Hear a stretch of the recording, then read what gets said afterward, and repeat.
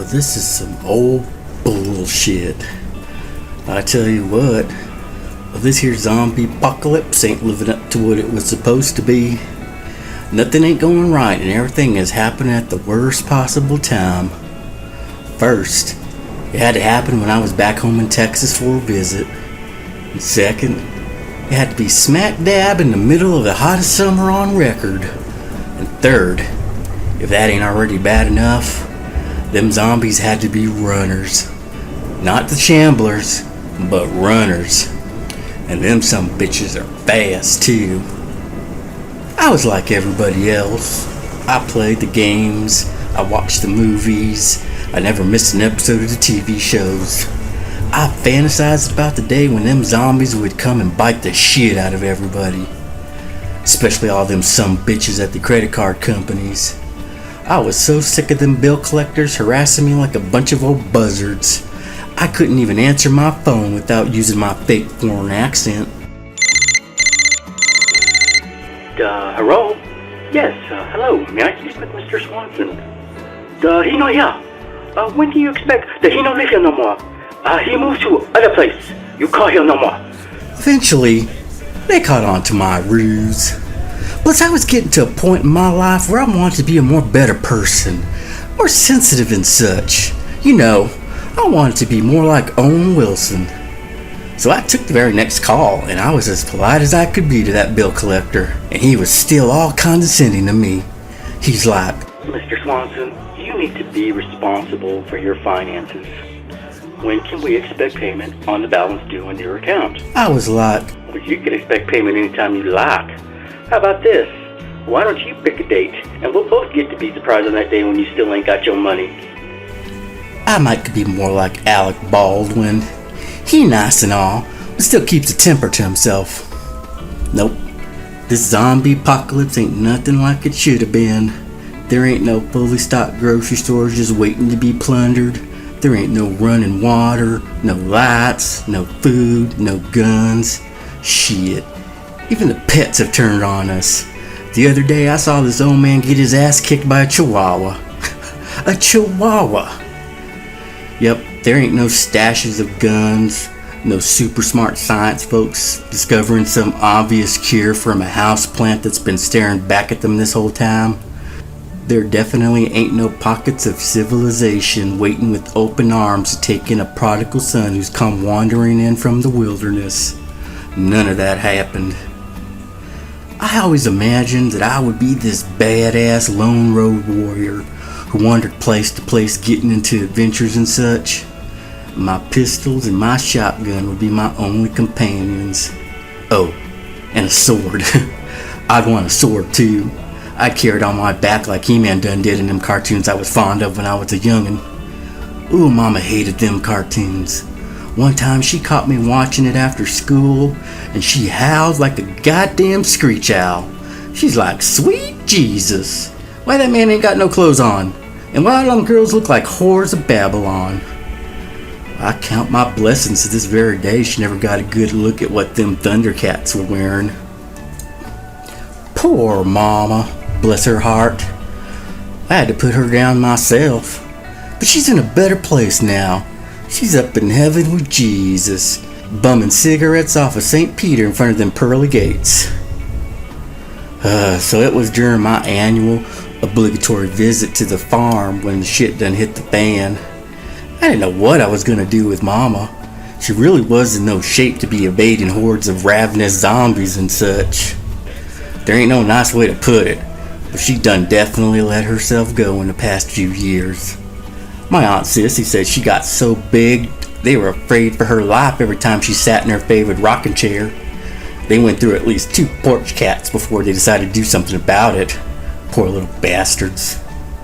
They had to reinforce that old chair with lug nuts just to support her big ass with any level of confidence. She told everyone that Dr. Harris said her weight done come from a glandular problem. A glandular problem. I said, Mama, the only gland you have problems with is your saliva gland. But honestly, she did have a weight problem. She could not wait to eat. I should have been one of them professional joke tellers. Well, we were about to hightail it out from the farm when that girl from up yonder showed up on our front porch. What was her name again? Jenny. Yeah, Jenny. That real sweet girl with the fucked up eyes. That was a damn shame, too, because it was next to impossible to have a serious conversation with that girl. I tell ya, she was so bug-eyed she looked like a big old bullfrog wearing eyeshadow. She had this one eye that was normal, but the other one would do whatever the hell it wanted to. Damn, I dared anybody to try to converse with her and not to get a serious case of the heebie-jeebies. You couldn't tell if she was looking at you or looking at your boots. You believe me, that's mighty distracting when a fella's trying to organize his thoughts proper like. But I did hear, though, that eye could see around corners, just like magic. But I ain't one to gossip, so y'all didn't hear that from me. Oh, she used to babysit for all them Taylor kids, but they let her go after one night. I heard it was going real good and all until that crazy eyes of hers got to zipping and zapping this way and that. Well, it damn near scared the living bejesus out of them kids. You could see kids diving out windows, busting down doors, and crashing through walls just to get away from her. Although I reckon that there was some good that came out of all that. From that day forward, there was no problem disciplining them kids. All you had to say was, if y'all don't mind me, I'm gonna come get old Jenny to come stare at y'all. What was I talking about? Oh, yeah. We came out of the house and there was little Jenny. She was all dirty and tore up like she had a run-in with a pack of old pissed off coyotes.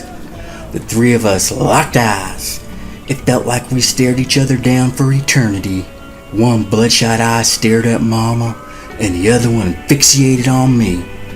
Well, more like in the general location of my left elbow, but I understood her intent. Well, whatever goes on in their head, I could tell it was working overtime trying to decide which one of us would taste better.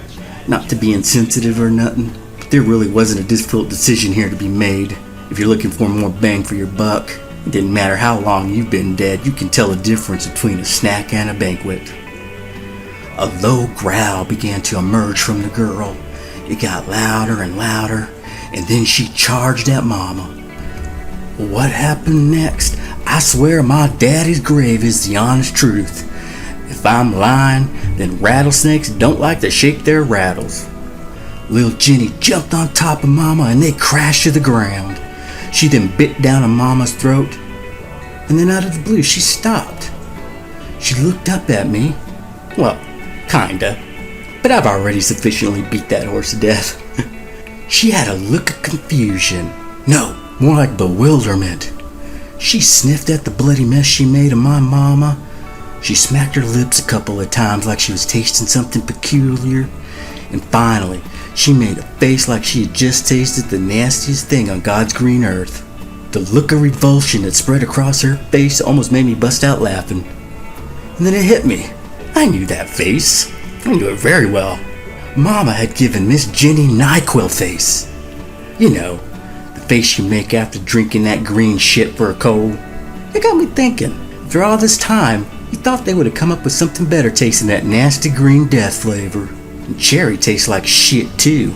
Anyways, that gave me the opportunity to gather my wits about myself, and I pulled out my handgun. I aimed it real careful like at the face that was now sticking its tongue out and gagging. Before I pulled that trigger, I thought to myself, I knew it. That old woman was so mean, if anything ever tried to eat her up, it would either spit her out or curl up and die. Mama was pretty much done in. I made sure it was permanent. She was a proud woman, and I knew she would want to keep her dignity even in death. It's the least I could do, because truth be told, y'all know there ain't nothing more pathetic than when a fat zombie tries to run you down.